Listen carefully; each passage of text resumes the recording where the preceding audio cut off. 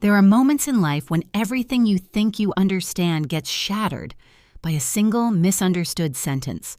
For Ryu, Viper, Ryung-soo, that moment came in an exam room at Beverly Hills' most expensive private hospital when his pregnant wife, the woman he'd kill for, die for, murder entire cities for, looked at him with tears streaming down her face and said, "He's the reason I'm pregnant." 5 words. 5 simple words that nearly ended a doctor's life and exposed the dangerous intersection of love, possession, insecurity, and miscommunication. This is the story of a billionaire mafia boss so obsessed with his curvy wife that he almost murdered the fertility specialist who helped them conceive their miracle baby. This is the story of what happens when jealousy and insecurity transform protective love into dangerous violence. This is the story of a misunderstanding that could have destroyed everything. And this is the story of how sometimes the most dangerous men are the most vulnerable when it comes to the women they love. But to understand the explosion in that exam room, you need to understand the pressure cooker that preceded it. You need to meet the couple who had everything except the one thing they wanted most. You need to see the 3 years of struggle, the invasive treatments, the mounting insecurity, and the uncomfortable examinations that led to this moment. Most importantly, you need to understand that Ryu Viper Ryung-soo wasn't just a jealous husband. He was a man whose entire identity was wrapped up in being powerful, dangerous, and capable. And for 3 years, he'd felt powerless to give his wife the one thing she wanted, a baby. So when she said those 5 words in that exam room, his mind didn't hear medical explanation. It heard confirmation of his deepest fear, that he wasn't enough, that another man had succeeded where he'd failed, that the woman he'd die for had needed someone else. What happened next was violent, terrifying, and completely avoidable. But let's start at the beginning. Let's meet Sylvia Adama, the 25-year-old beauty whose body became a battleground between medical science, marital insecurity, and dangerous obsession. Before we dive into this intense story, I need to tell you something from my heart. Ken's Romance Stories loves you. Every single person watching right now. You're not just viewers, you're family. This channel exists because of you, your comments, your shares, your stories, your engagement. You make this possible. If you haven't subscribed yet, hit that subscribe button right now. We're building something special here, a community where we tell stories that matter. Stories about love, obsession, miscommunication, and the dangerous intersection of all 3. And today, I need your wisdom and experiences. This story deals with something many people face, but few talk about openly: the discomfort of intimate medical examinations, especially when there's a male doctor and a jealous partner involved. So here's my question for you. Have you ever felt uncomfortable during a medical examination with a doctor of the opposite sex? If you're in a relationship, did you tell your partner about that discomfort? How did they react? Drop your experiences in the comments. Your story might help someone else navigate this difficult situation. Your honesty could save a relationship or help someone recognize when discomfort crosses into inappropriate behavior. Comment right now. Share your truth. Let's talk about this. Now let's get into Sylvia and Ryu's story. And I'm warning you, this one gets intense. This one shows how love and violence can be separated by just one misunderstood sentence. Sylvia Adama was the kind of beautiful that caused accidents. At 25 years old, she had the face of a model and the body of a fantasy, thick in all the ways that made grown men forget their names. 5'7" with curves that defied physics and common sense, wide hips that moved like ocean waves when she walked, a waist that dipped in dramatically before flaring out into an ass that made tailored skirts look pornographic, breasts so full and natural that every outfit became an event, thick thighs that met at the top, skin like polished mahogany, deep brown, flawless, glowing. Her face was striking, high cheekbones, full lips that wore nude lipstick like a weapon, large, expressive eyes framed by natural lashes, and natural hair. She wore in everything from elegant updos to beautiful long braids depending on her mood. She was stunning. The kind of woman who walked into rooms and conversations died. The kind of beauty that made other women study her for flaws and men forget they were married. And she belonged to the most dangerous man in Beverly Hills. Ryu Viper Ryung-soo was a contradiction wrapped in expensive suits and death threats. At 35, he was a Korean billionaire who'd built an empire. In Los Angeles, that was 50% legitimate business and 50% things the FBI pretended not to know about. Real estate development on the books, luxury hotels, import-export, tech investments. Off the books? Let's just say that his nickname Viper wasn't because of his charming personality. He was 6 feet tall with a lean, muscular build that came from actual violence, not gym vanity. Sharp Korean features with a strong jaw, intense dark eyes that could go from warm to lethal in a heartbeat, and black hair he kept perfectly styled. Handsome in that dangerous way that made smart women nervous and stupid women curious. He was rich. Billionaire rich. The kind of money that bought silence, loyalty, and problems disappearing. The kind of power that made California politicians answer his calls and rival organizations give his territory a wide berth. And he was absolutely, completely, dangerously obsessed with his wife. They'd met 4 years ago at a high society charity, gala, in Beverly Hills. Sylvia had been there with her father, a successful tech entrepreneur with legitimate money and no idea his daughter was about to be claimed by a Mafia boss. Ryu had taken one look at her in that red dress and decided she was his. Not in a romantic way, in a predatory way, in a "this woman is mine and anyone who touches her dies" way. He'd courted her aggressively, flowers every day, gifts worth more than cars. Attention so intense it was almost frightening. Sylvia had been overwhelmed, flattered, and honestly a little scared of him. But he'd been patient with her, gentle, showing her the man behind the monster. They'd married a year later in a wedding that cost $3 million at a private Malibu estate and was attended by people who either loved him or feared him. Mostly the latter. And for the first year, everything was perfect. Ryu was obsessed with her in ways that should have been red flags, but felt like devotion. He wanted to know where she was every moment. Needed to approve her outfits before she left their Bel Air mansion. Not because he was controlling, he claimed, but because men looked at her, and he needed to be prepared to kill anyone who disrespected her. Had security follow her everywhere for her safety. Called her 20 times a day just to hear her voice. It was suffocating. It was overwhelming. It was also intoxicating to be loved that intensely by a man that dangerous. Sylvia learned to navigate his jealousy. Learned that if she was going somewhere with male friends, she told him in advance.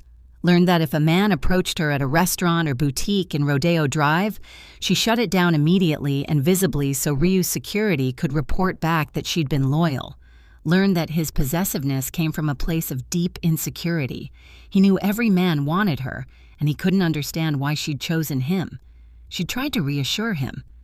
"Ryu, I married you. I love you. I'm not going anywhere." "But they look at you," he'd growl, jaw clenched. "Every man who sees you wants you. And one day, one of them might offer you something I can't give you." "Like what? You're a billionaire, you're handsome, you're powerful. What could anyone offer me that you don't have?" He'd gone quiet, and Sylvia realized he wasn't insecure about his money or his looks or his power. He was insecure about being enough as a man, as a husband, as a partner. And that insecurity became a roaring monster when they started trying for a baby. It started innocently enough. They'd been married a year when Sylvia stopped taking birth control. "Let's see what happens," she'd said, excited. "No pressure, just let's try." Ryu had been thrilled. An heir, a child. The idea of Sylvia pregnant with his baby, her body even more lush carrying his son, her curves expanding with his child, it consumed him. They tried. and tried and tried. Months passed. 6 months, then a year, then 18 months. Nothing. Sylvia's period arrived every month like a cruel reminder. 28 days of hope, followed by devastation. Ryu would find her crying in the bathroom of their 10,000 square foot Bel Air mansion, and his heart would shatter seeing her pain. But underneath his sympathy was something darker, his own growing fear that he was the problem. Maybe we should see a doctor, Sylvia suggested after 18 months of negative pregnancy tests. No, Ryu said immediately, too quickly, too defensively. Ryu, we don't need a doctor. We just need to keep trying. These things take time. But Sylvia could see it in his eyes. He was terrified that a doctor would confirm his deepest fear, that he couldn't give her children, that his body had failed her, that he was less of a man. So she made the appointment alone. The Pinnacle Fertility Institute was the most exclusive reproductive medicine center in Beverly Hills, a sleek, modern building of glass and steel tucked on a quiet side street off Wilshire Boulevard, catering exclusively to celebrities, billionaires, and people with money so serious they needed medical care as discreet as it was excellent. Everything was marble and brushed steel. Every doctor had degrees from Stanford and Harvard Medical School. Every treatment cost more than most Americans made in a year. Paparazzi never got photos because security was tighter than most embassies. Sylvia registered under her maiden name, Adama, not Ryung-soo, because she didn't want Ryu to know. Not yet, not until she had answers. Dr. Michael Chen was the institute's lead fertility specialist. 42 years old, Chinese-American, handsome in that distinguished way, with kind eyes and a gentle manner that immediately put nervous patients at ease. He'd trained at Johns Hopkins, published groundbreaking research on fertility treatments, and had a success rate that made him worth his astronomical fees.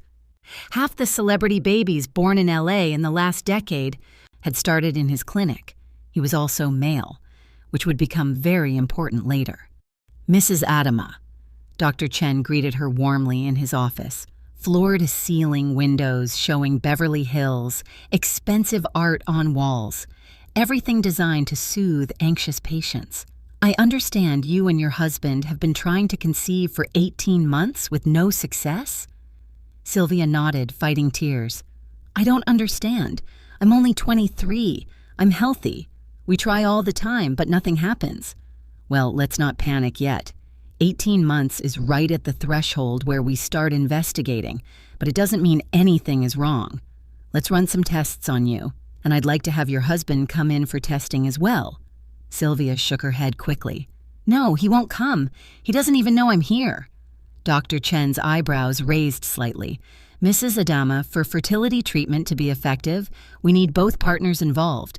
Male factor infertility accounts for about 40% of cases. It's not him, Sylvia said desperately. It's me. It has to be me. Can you just test me? Fix me? Whatever's wrong, just fix it. Dr. Chen studied her carefully. He'd seen this before, especially in LA's wealthy circles where male ego was tied to every aspect of performance.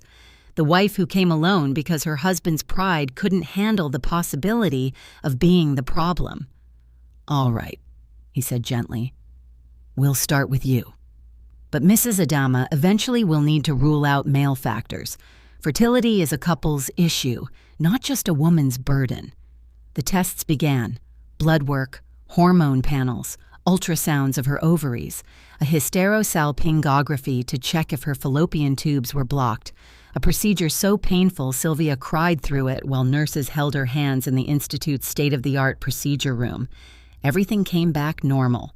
Frustratingly, perfectly normal. Your ovarian reserve is excellent, Dr. Chen explained in a follow-up appointment, his office overlooking the palm trees of Beverly Hills.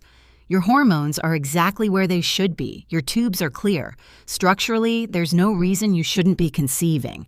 Then why isn't it happening? Sylvia whispered. That's what we need to find out.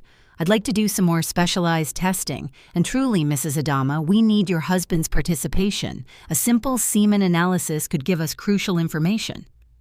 Sylvia drove home to their Bel Air mansion in her Mercedes G-Wagon and tried to convince Ryu. Absolutely not, he said, voice hard, standing in their home office overlooking the city. I'm not jerking off into a cup for some doctor to tell me I'm not man enough to get my own wife pregnant. Ryu, that's not what... I said no, Sylvia. Drop it. So she went back to Dr. Chen alone and told him to proceed without Ryu's testing. Thus began 6 months of increasingly invasive fertility treatments that Sylvia endured without her husband's knowledge. Dr. Chen started her on Clomid, a medication to stimulate ovulation. It made Sylvia's hormones go crazy. She was moody, exhausted, and her breasts were so tender she could barely wear a bra. Ryu noticed the changes, but Sylvia blamed it on stress. 3 months on Clomid, 3 negative pregnancy tests. Dr. Chen moved her to injectable hormones, FSH and LH shots she had to give herself in the stomach every day in their master bathroom. The injections hurt. Her stomach was covered in bruises, her body bloated from the hormones. She felt like a science experiment. She went in for monitoring appointments every other day. Transvaginal ultrasounds where Dr. Chen used a wand to check her follicle development. It was clinical, professional, but also deeply intimate in a way that made Sylvia uncomfortable. Not because Dr. Chen was inappropriate. He wasn't. He was always professional, always explained what he was doing, always had a nurse present. But having a male doctor, a handsome male doctor, looking at her most intimate areas while discussing her fertility and sex life with her husband, it made her deeply uncomfortable. How often are you and your husband having intercourse? Dr. Chen would ask clinically while reviewing her chart in the exam room. A lot? Sylvia would answer, face burning. I need specifics, Mrs. Adama. Every day, every other day? Every day, sometimes twice. And the timing? Are you tracking your ovulation with the apps I recommended? These conversations felt wrong, too intimate, like discussing her sex life with another man, even if it was medical. And the examinations. God, the examinations. I need to check your cervical mucus, Dr. Chen would say, snapping on gloves. Scoot down to the edge of the table, please. Sylvia would lie there on the exam table, legs in stirrups, looking up at the recessed lighting of the beautiful exam room, feeling exposed and vulnerable while this man examined her cervix, her vaginal walls, assessed her fertility signs. It was medical. It was necessary. But it felt inappropriate. After one particularly uncomfortable appointment involving an internal exam to check if her cervix was opening properly, Sylvia drove home to Bel Air and tried to tell Ryu, I don't like my doctor, she said carefully. Ryu was reviewing contracts for a new hotel development in downtown LA, barely paying attention. What? Why? The examinations are really intimate, and he asks really personal questions about us, about our sex life. It makes me uncomfortable. Ryu finally looked up from his papers. Is he inappropriate with you? No. He's professional, but then it's just your hormones, baby. You've been stressed about getting pregnant. Dr. Chen has the best success rate in Beverly Hills. Half the celebrities got pregnant because of him. If you're uncomfortable, it's probably just pregnancy nerves. Sylvia wanted to scream. She wasn't being hormonal. She was being honest about legitimate discomfort. But Ryu went back to his contracts, dismissing her concerns, and Sylvia swallowed her discomfort and kept going to appointments at the Institute. 6 months of injections, 6 months of monitoring, 6 months of invasive examinations, and then, miracle of miracles, it happened. Her period didn't come. She took a test in their marble bathroom, then another, then 5 more, all positive. Sylvia was pregnant. Dr. Chen was thrilled. Congratulations, Mrs. Adama. The hormone therapy worked. Your HCG levels are excellent. Let's schedule your first ultrasound for 6 weeks. Sylvia drove home through Beverly Hills traffic and told Ryu. She'd never seen him cry before. But he wept. Actually, wept. Fell to his knees in their bedroom in front of her, pressed his face against her still flat stomach, and sobbed with relief. Thank you, he whispered against her skin. Thank you for giving me this. And just like that, Ryu transformed from obsessive husband to obsessive, expectant father. Sylvia wasn't allowed to lift anything heavier than her purse, couldn't eat anything that wasn't organic and approved by 3 different nutritionists he hired, couldn't drive herself anywhere. Security drove her in the armored SUV, was treated like she was made of glass and carrying the most precious cargo in the world, which to Ryu she was, his heir, his legacy, his child growing in his wife's perfect body. He was ecstatic, possessive, and even more jealous than before. Every man who looks at you is now looking at you pregnant with my child, Ryu growled one night in their bedroom, hands possessive on her still flat stomach. They're imagining your body changing, getting fuller, more lush, those curves expanding, and they're thinking about how I put this baby in you. Ryu, that's not... It is. I see how they look at you at restaurants, at the galleries, everywhere, and now you're even more beautiful because you're carrying my son. And I will kill anyone who touches you. Sylvia should have recognized the warning signs, should have seen that his possessiveness was escalating dangerously. But she was so relieved to be pregnant, so happy that Ryu was happy, that she didn't push back. She kept seeing Dr. Chen for her prenatal care at the Pinnacle Institute. Ryu was too busy with business to attend the early appointments, which was fine because Sylvia still hadn't told him about the fertility treatments. As far as Ryu knew, they'd gotten pregnant naturally, finally, after 3 years. The 6-week ultrasound showed a tiny, fluttering heartbeat on the Institute's high-definition screens. The 8-week showed growth right on track. Everything was perfect. But Sylvia's discomfort with Dr. Chen wasn't improving. If anything, it was getting worse. Because now the examinations weren't just about fertility. They were about pregnancy. And that meant different, more intimate checks. I need to do a pelvic exam, Dr. Chen explained at her 10-week appointment. Check your cervix, make sure everything is closed properly, screen for any infections. So Sylvia lay on that table again, legs in stirrups, while Dr. Chen's gloved hands examined her cervix, her vaginal walls, places that felt intensely private even if it was medical. Everything looks great, Dr. Chen assured her, peeling off the gloves.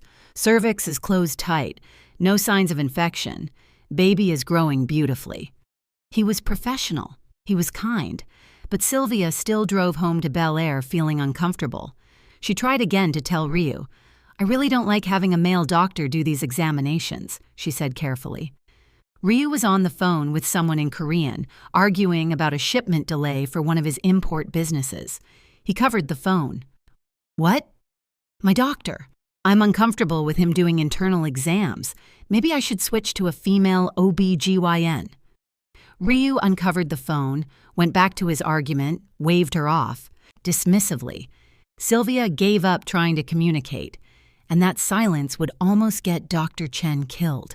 Stop right here, because we need to talk about something critically important that's playing out in Sylvia and Ryu's story. Transparency with your partner during intimate medical examinations. This is uncomfortable to discuss, but it's essential, because medical care often requires intimate examinations, and when there's a jealous or insecure partner involved, that discomfort can escalate into dangerous situations. Here's what you need to understand: the medical reality. Gynecological, urological, and fertility exams are inherently intimate. They often involve examination of genitals, reproductive organs, breasts. Doctors of any gender may need to perform these exams. These procedures are medical, not sexual, regardless of how they feel. The emotional reality. You may feel uncomfortable even when the doctor is professional. Your discomfort is valid, even if the doctor did nothing wrong. Your partner may feel jealous or threatened even though it's medical. These feelings are real and need to be communicated. Critical communication rules. Before medical appointments, tell your partner what type of exam you're having. Explain if it will involve intimate examination. Discuss if partner wants to attend, for support or because of jealousy. Set expectations about what the exam involves. If you feel uncomfortable, you have the right to request a different doctor. You have the right to request a chaperone nurse. You have the right to ask questions about why each step is necessary. You have the right to stop an exam if something feels wrong. Tell your partner, before the appointment, I have a pelvic exam next week. After the appointment, the exam was uncomfortable, but the doctor was professional. If something felt wrong, I felt uncomfortable with how the doctor examined me. Never. Hide medical procedures, especially intimate ones. Red flags in doctor behavior, unnecessary intimate exams. Always ask, why is this necessary? Exams without a nurse present. Medical standard requires chaperone. Personal questions unrelated to medical care. Commenting on your appearance or body inappropriately. Any touching that feels sexual rather than clinical. Red flags in partner behavior. Forbidding you from seeing any doctor. Refusing to let you see doctors of opposite gender even when medically necessary. Becoming violent or threatening toward medical professionals. Dismissing your discomfort as hormones or paranoia. Demanding to be present for exams in controlling, not supportive way. Sylvia's mistakes. She hid the fertility treatments from Ryu completely. She minimized her legitimate discomfort instead of insisting on being heard. 3. She didn't ask for a female doctor when her comfort level required it. 4. She didn't bring Ryu to appointments to show him the clinical nature. Ryu's mistakes. 1. He dismissed her expressed discomfort as hormones. 2. He refused to participate in fertility testing due to insecure ego. 3. He didn't ask questions about what her appointments involved. 4. His jealousy was so extreme it prevented honest communication, the dangerous result. When Sylvia finally tried to explain in the exam room, Ryu had no context for what fertility treatment involved. He'd never asked, never been present, never understood what she'd endured for 3 years to give him a baby. So when she said, "He's the reason I'm pregnant," Ryu's jealous brain filled in a horror story instead of medical reality. Now here's my question for you. Have you ever had an intimate medical examination that made you uncomfortable? Did you tell your partner? How did they react? If you're the partner, how do you handle jealousy when your significant other needs intimate medical care from someone of the opposite gender? Drop your experiences in the comments. Your honesty could help someone else navigate this minefield. Someone reading might realize their discomfort is valid, or that their jealousy is becoming dangerous. Comment now. Share your truth. Let's normalize this conversation. Now back to the story. Because Sylvia is about to walk into that exam room for her 12-week scan, and Ryu is going to come with her. And Dr. Chen is going to do a completely routine examination that will almost cost him his life. The 12-week scan was crucial. The nuchal translucency test. The first real detailed look at the baby. The appointment where they could potentially find out the gender if the baby cooperated. Ryu announced he was coming. "You've been to all these appointments alone," he said, hand possessive on Sylvia's small baby bump as they stood in their bedroom overlooking Los Angeles. "I should be there for this one, to see my son, to make sure everything is perfect." Sylvia's stomach dropped. "Ryu, you don't have to—" "I want to. I need to see him. Need to meet the doctor who's taking care of you."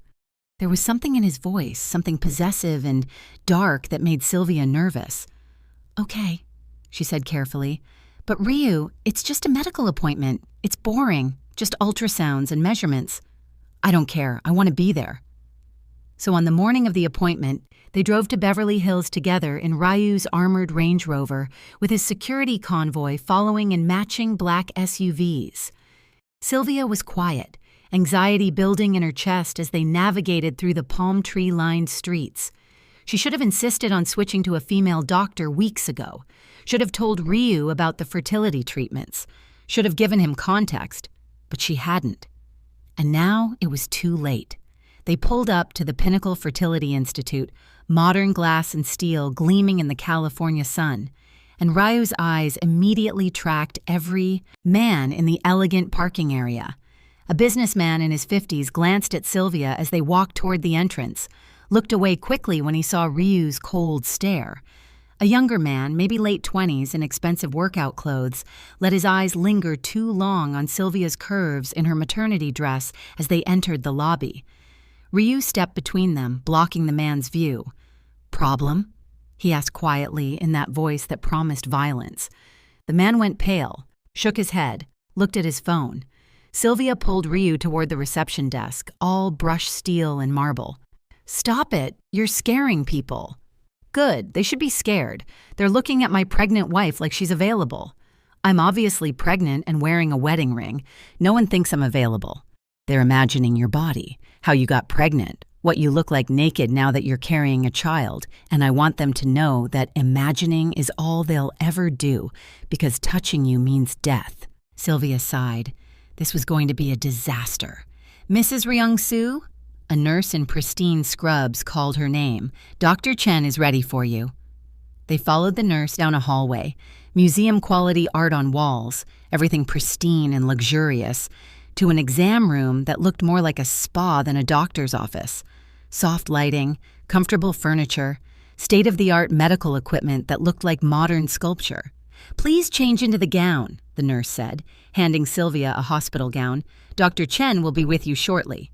Ryu watched the nurse leave, then turned to Sylvia. "You need to change?" "For the ultrasound, yes. It's just easier access to my stomach." She went behind a privacy screen, changed out of her dress and into the thin hospital gown that tied in the back and left her feeling vulnerable. When she emerged, Ryu's eyes darkened seeing her in the flimsy gown, seeing her body, lush and curved and now showing the small round bump of their child barely, covered by thin fabric. "I don't like other men seeing you like this," he growled. "It's a doctor, Ryu. It's medical." "I don't care. I don't like it." Before Sylvia could respond, there was a knock on the door. "Mrs. Ryung-soo? It's Dr. Chen. May I come in?" "Yes," Sylvia called.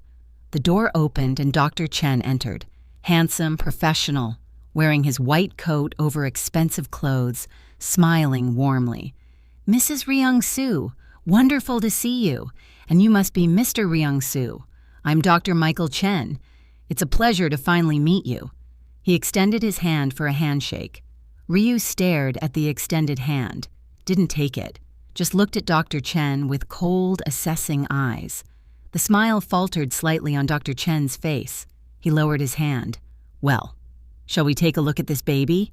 He turned to the ultrasound machine.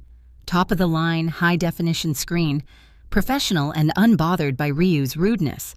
Sylvia lay back on the exam table.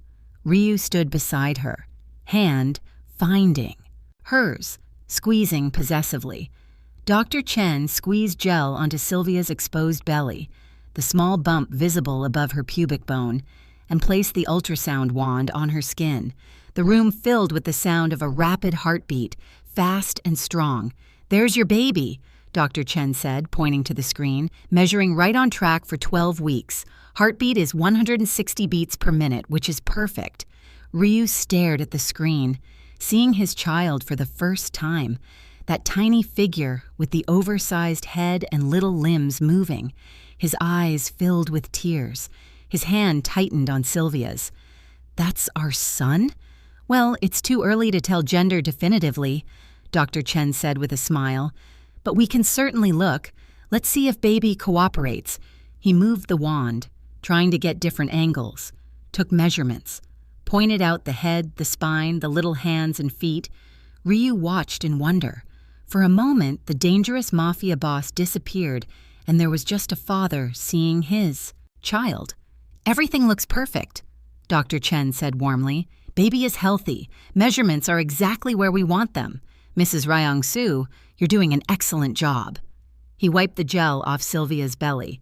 "Now I do need to do a quick internal examination, just to check your cervix, make sure it's staying closed properly, and there are no signs of infection or early dilation." Time stopped. Ryu's head snapped toward Dr. Chen. "Internal examination?" "Yes," Dr. Chen said, completely unaware of the danger he'd just walked into. "Standard procedure at 12 weeks. I need to—" "Need to what?" Ryu's voice was deadly quiet. Dr. Chen finally noticed something was wrong. He looked at Ryu, then at Sylvia, who'd gone pale. "Mr. Ryung-soo, this is completely standard prenatal care. I need to examine your wife's cervix internally to ensure everything is progressing normally. You need to put your hands inside my wife." It wasn't a question. It was a statement, an accusation. "Ryu," Sylvia started. "It's a medical examination," Dr. Chen said carefully, recognizing danger. "I'm her OB-GYN. This is part of routine care. How many times have you done this? These examinations?" Dr. Chen's eyes widened as understanding dawned. Mr. Ryung-soo, I assure you. How? Many times. Sylvia sat up on the table. Ryu, stop it. You're being ridiculous. Ridiculous? This man has been examining you, touching you, putting his hands inside you. How many times, Sylvia? It's medical! Sylvia's voice cracked. He's my doctor. Your doctor that you never told me about, your appointments you went to alone, your examinations you never mentioned. Ryu's voice was rising. What else haven't you told me? Dr. Chen stepped back, hand moving toward the emergency button on the wall. I'll call a female nurse to chaperone, he said quickly. Mr. Ryung-soo, I understand your concern, but I assure you everything has been completely professional. Professional, Ryu repeated. His laugh was ugly. Professional touching. Ryu, please, Sylvia begged. You're scaring me. I'm scaring you? Ryu turned to her. You've been letting another man touch you for months, and you're scared of me? He's my doctor. Excuse me, Dr. Chen said, moving toward the door. I think I should give you two some privacy. Sit down. It wasn't a request. It was an order. Delivered in a voice that made it clear what happened if orders weren't obeyed. Dr. Chen froze. Mr. Ryung-soo, he said carefully, I understand you're upset, but threatening a medical professional is what? A crime? You think I care about crimes? Ryu's eyes were black with rage. You've been touching my wife, examining her, looking at her body, parts of her body that belong to me, and you think I'm worried about legal consequences? Ryu! Sylvia slid off the table, hospital gown barely covering her. Stop this right now. You're being insane. Insane? Ryu turned to her. You go to appointments with a male doctor for months, and never mention it. You let him examine you intimately. You come home from these appointments uncomfortable. You told me yourself you were uncomfortable, and I'm insane for being angry? I told you I was uncomfortable and you dismissed it, Sylvia shot back. You said it was hormones. Because you didn't tell me a man was examining you. You dismissed my concerns. The door burst open. 3 of Ryu's security team rushed in, hands on weapons concealed under their jackets, responding to raised voices. Dr. Chen saw the guns and went very, very still. Ryu, he said carefully, I don't know what you think has been happening, but I assure you, you've been touching my wife. Ryu's hand moved inside his jacket, toward the weapon Sylvia knew he carried. Explain to me why I shouldn't kill you for that. Because he's a doctor, Sylvia screamed. Boss? One of the security guards looked at Ryu for orders. Dr. Chen's hands were raised. Mr. Ryung-soo, please, there's been a terrible misunderstanding. I'm your wife's OB-GYN. Everything I've done has been medical care. Standard prenatal examinations. I have a nurse present for every intimate exam. Everything is documented and professional. Professional, Ryu repeated again. That word kept sticking in his throat.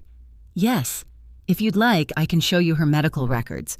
Every examination is noted, every procedure explained. It's all documented. Show me. Dr. Chen moved very carefully to his computer, pulled up Sylvia's file, started reading dates and procedures out loud.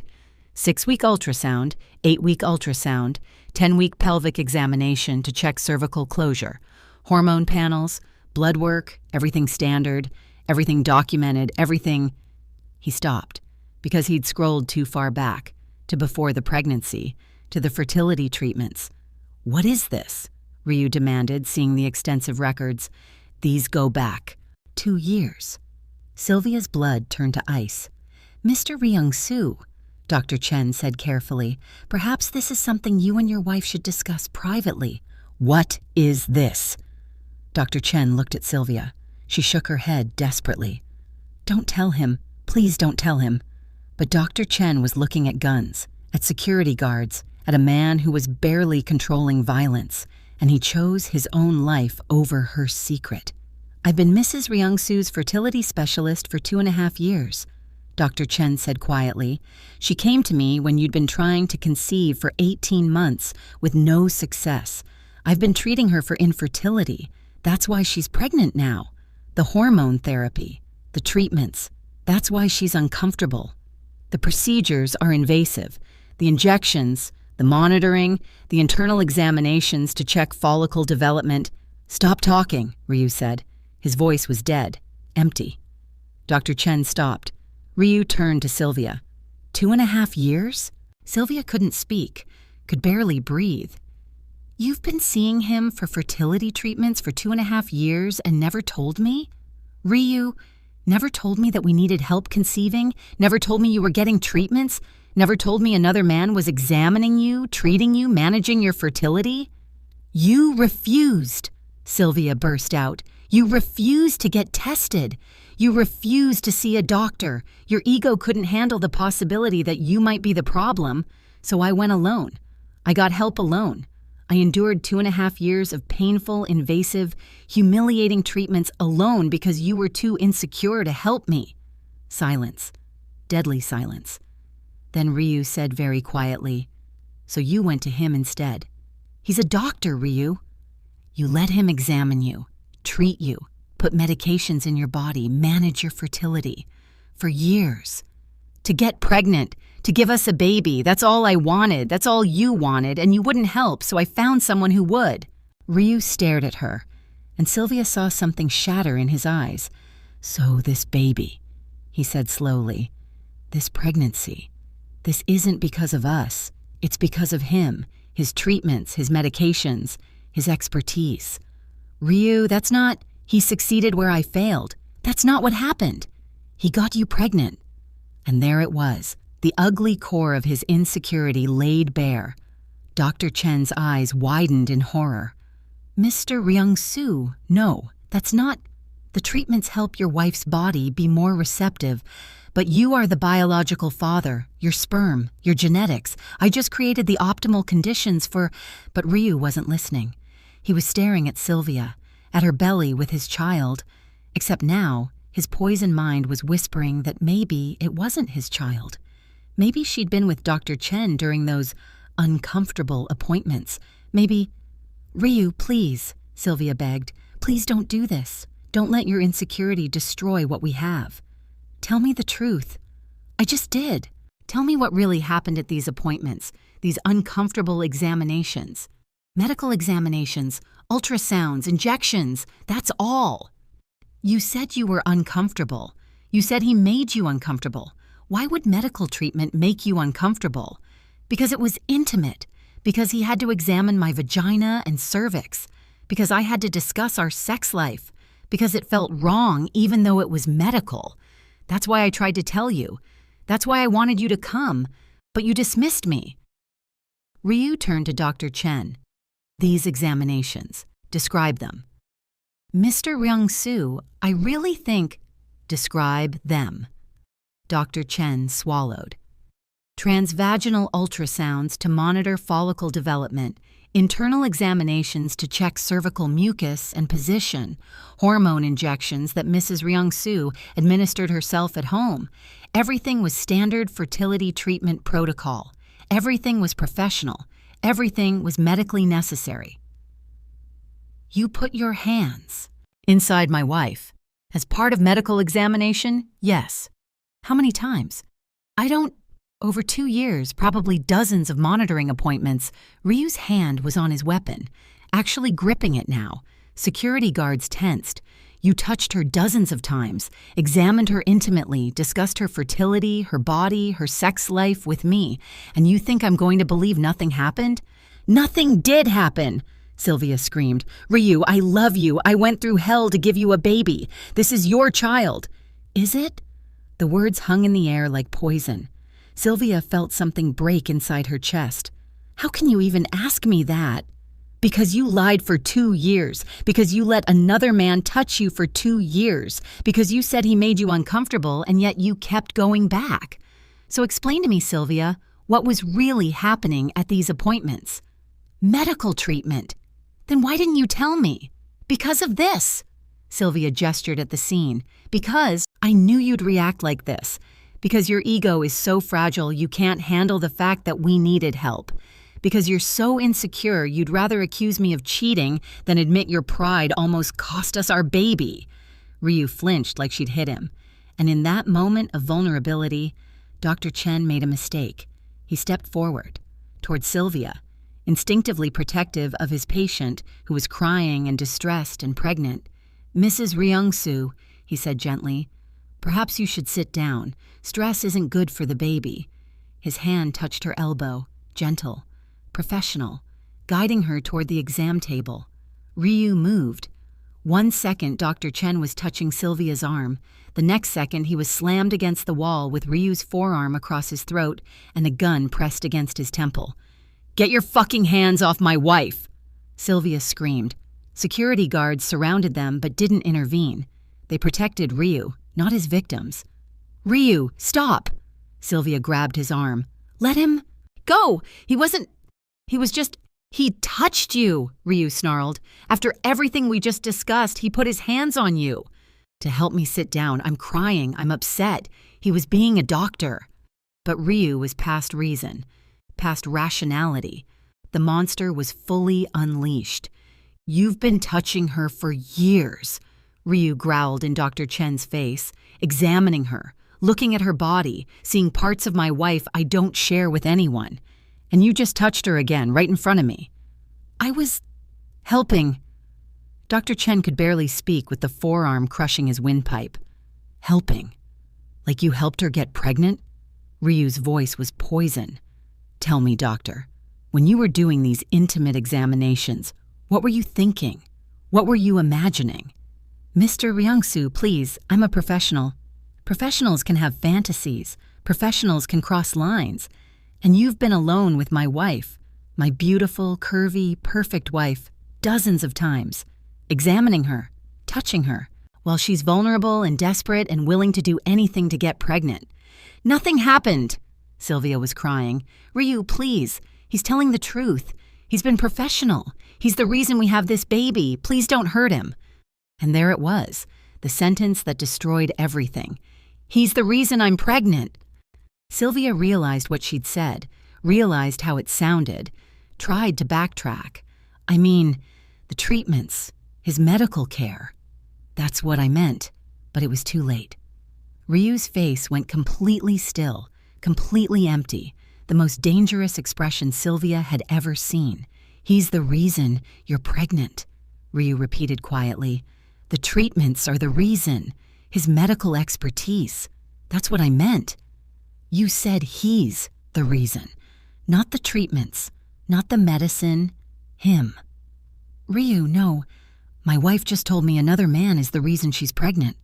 Ryu's voice was dead, utterly dead, and she expects me to believe that's medical. The gun pressed harder against Dr. Chen's temple. The doctor's eyes were wide with terror. "Mr. Ryung-soo," he gasped, "please, think about your wife. Think about your baby. Think about what you're doing.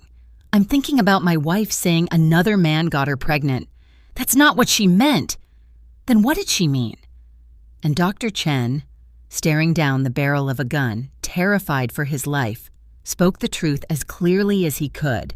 "I treated her fertility. The injections I prescribed stimulated her ovulation. That created optimal conditions for your sperm to fertilize her egg. The egg that you fertilized. The baby that is yours genetically. I didn't impregnate her. I treated a medical condition that allowed her body to conceive naturally with you." The words hung in the air. Ryu's hand trembled. The gun wavered. "The treatments," he said slowly, "allowed her to conceive. With me." "Yes, with you, your child, your genetics, your sperm. I just fixed the medical issue preventing conception. That's what fertility specialists do." Sylvia stepped forward carefully. "Ryu, baby, listen to him. Please. This is your son. Our son. Dr. Chen just helped my body work properly so I could get pregnant by you. That's all. I swear on everything. On our marriage. On this baby. It's yours." Ryu looked at her tear-streaked face, at her belly with their child, at the truth in her eyes. And slowly, so slowly, he lowered the gun. Dr. Chen collapsed against the wall, gasping, hand on his throat. Ryu stepped back, looked at his own hand holding the weapon like he couldn't believe what he'd almost done. His voice broke. Sylvia, She went to him, wrapped her arms around him, felt his body shaking. It's yours, she whispered against his chest. Our baby, our miracle. He just helped us. That's all. He helped us have what we wanted. Ryu's arms came around her, desperate, crushing. I almost killed him. But you didn't. You stopped. You listened. Because of my insecurity, my ego, He pulled back to look at her face. You went through 2 years of treatments alone. 2 years of pain and invasiveness and discomfort. Because I was too proud to admit we might need help. Too fragile to risk finding out I was the problem. And you did it alone. Ryu, you did it alone because I failed you. And when you tried to tell me you were uncomfortable, I dismissed you. Told you it was hormones. Refused to hear you. His voice cracked. And then I almost killed the man who made our dream come true because my ego couldn't handle that we needed help. Sylvia cupped his face, made him look at her. This is your baby, your son, ours. And yes, we needed help. And yes, you were too proud to participate. And yes, I should have told you. We both made mistakes. But the baby growing inside me? That's ours. That's us. That's our miracle. Ryu pressed his forehead against hers. I'm so sorry. I know. I almost destroyed everything. But you didn't. You stopped. They stood there holding each other. Security guards quietly left the room. Dr. Chen remained against the wall, still catching his breath. Finally, Ryu turned to him. I apologize, that was... He couldn't even find words. Unacceptable. Dangerous. I could have... He swallowed hard. I'm sorry. Dr. Chen nodded shakily. I understand. Not the first jealous husband I've dealt with, though usually they don't pull guns. He tried for levity, failed. His hands were still shaking. Name your price, Ryu said bluntly. Your silence, your trauma, your discretion, name it. Dr. Chen laughed bitterly. You can't pay me enough to forget having a gun to my head. I can try. Name your price. They negotiated. A disgusting amount of money. $2 million.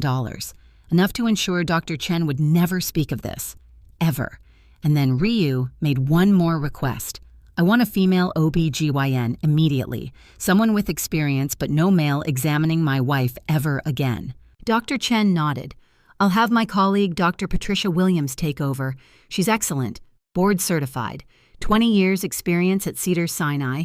And most importantly, female. Good. Dr. Chen started to leave, then turned back. Mr. Ryung-soo, for what it's worth, your wife loves you. She put herself through hell to give you a child. Don't waste that sacrifice by letting insecurity poison what you have. Ryu nodded, couldn't speak. Dr. Chen left, taking his trauma and his enormous payoff with him. Alone, Sylvia changed back into her clothes. Ryu helped her, hands gentle now where they'd been violent minutes ago. I'm going to therapy, he said quietly. For the jealousy, the possessiveness, the insecurity, all of it. I can't be this way. Not if I'm going to be a father. Our son needs to see me treat his mother with respect, not possession. Okay, Sylvia whispered. And I'm going to be at every appointment, every ultrasound, every checkup. I want to be involved. Really involved. Not just demanding control, but actually participating in this pregnancy, in your care, in our child's development. I'd like that. And Sylvia? He cupped her face. I'm sorry I didn't listen when you said you were uncomfortable. Your feelings are valid, always, even when they're about medical care, especially then. If you're uncomfortable, I hear you, and we fix it, together. She nodded, tears streaming. They left the institute, drove home through Beverly Hills to their Bel Air mansion. And that night, in their bedroom overlooking the city, Ryu did something he'd never done before. He got on his knees in front of Sylvia's small baby bump and apologized to his unborn child. I'm sorry, he whispered against her belly. I'm sorry I almost destroyed the miracle of your existence because of my pride. I'm sorry I was too insecure to help your mother give us you. I'm sorry I almost killed the doctor who helped create you. His voice broke. "But I promise, I swear I will be better. For you, for your mother. I will be the father you deserve, the husband she deserves. I won't let insecurity poison our family." Sylvia's hands threaded through his hair.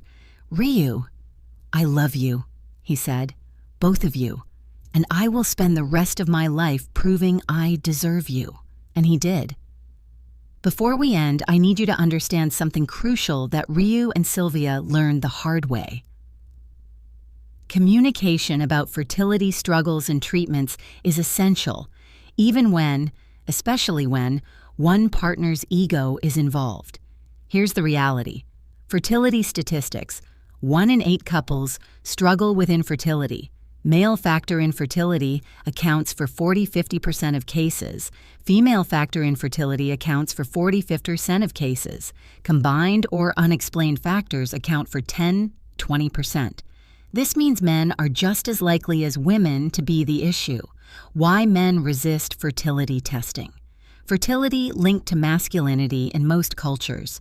Semen analysis feels humiliating and exposing fear of being less than or inadequate. Societal pressure that real men can reproduce.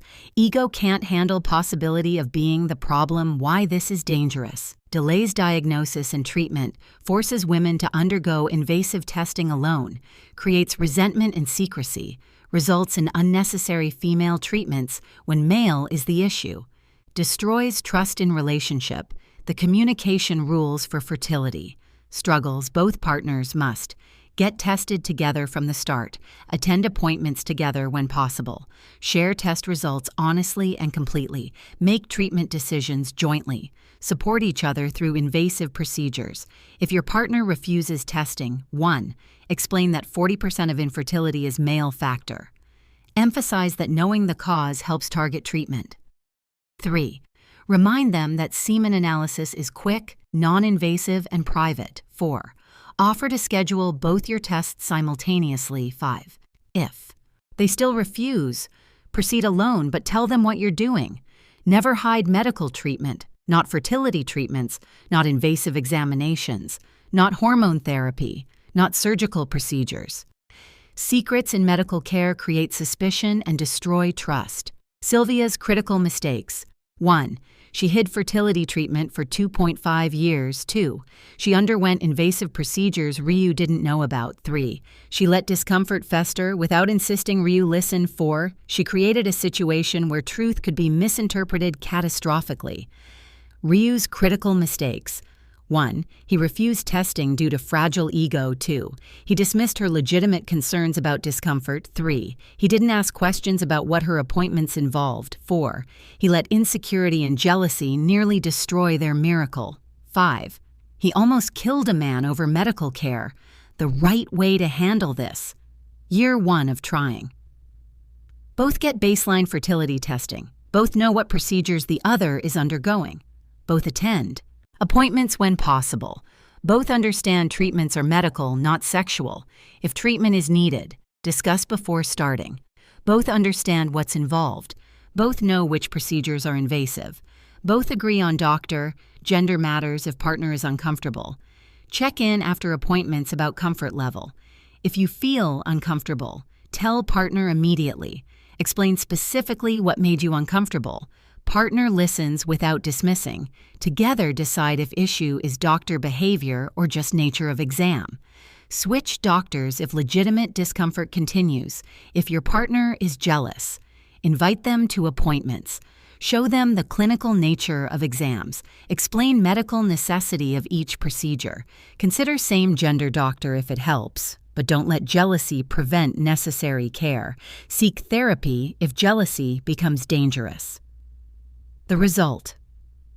If Ryu had gone to one appointment with Sylvia early on, he would have seen clinical nature of examinations, professionalism of medical staff, invasiveness that caused her discomfort, medical necessity of procedures, that his jealousy was unfounded. Instead, his refusal to participate created information vacuum that his jealous mind filled with horror stories. Now here's my final question. Have you or your partner struggled with fertility? How did you handle the testing and treatment together? Did ego or jealousy interfere with getting help? For those who've been through this, what advice would you give couples just starting fertility struggles? Comment below. Your story could save someone's relationship. Your honesty could help another man overcome his ego. Your experience could help another woman insist on being heard. Share now. 6 months later, Sylvia gave birth to a healthy baby boy at Cedars-Sinai Medical Center in Los Angeles. Ryu was there for every moment, the labor, the delivery, the first cry. He cut the umbilical cord with shaking hands and sobbed when they placed his son on Sylvia's chest. "Thank you," he whispered to her in their private luxury suite overlooking the city. "Thank you for going through hell to give me him. Thank you for forgiving me. Thank you for not giving up on us." They named their son Kaito, meaning ocean in Japanese and great victory in Korean, a reminder of the storm they'd survived to bring him into the world. Ryu kept his promises. He went to therapy with one of Beverly Hills' top psychologists, dealt with his possessiveness, learned to trust, learned that love isn't possession, that protecting doesn't mean controlling. Dr. Chen recovered from his trauma, helped significantly by the $2 million payment Ryu made to ensure his silence. He continued his practice at the Pinnacle Institute, though he now had a strict policy about meeting jealous partners before beginning treatment. And Sylvia? She learned that speaking up isn't nagging, that insisting on being heard isn't overreacting, that her discomfort was valid and should have been addressed immediately, not dismissed. She also switched to Dr. Patricia Williams, a brilliant female OB/GYN at Cedars-Sinai, who Sylvia actually felt comfortable with. Having a female doctor for intimate examinations made all the difference. Not because Dr. Chen had been inappropriate, but because Sylvia's comfort mattered, and that was okay. 2 years later, they had a second child, a daughter. This time, Ryu went to every single appointment, every ultrasound, every exam. He held Sylvia's hand through the discomfort and thanked her for carrying their children. And he never, ever pulled a gun on another medical professional. Though to be fair, Dr. Williams never gave him reason to worry. Sometimes love looks like obsession. Sometimes protection looks like possession. And sometimes the most dangerous thing in a relationship isn't the violence you can see. It's the insecurity you can't. Ryu learned that the hard way. At gunpoint, in an exam room in Beverly Hills, over a misunderstood sentence that almost destroyed everything. But he learned, and that's what saved them.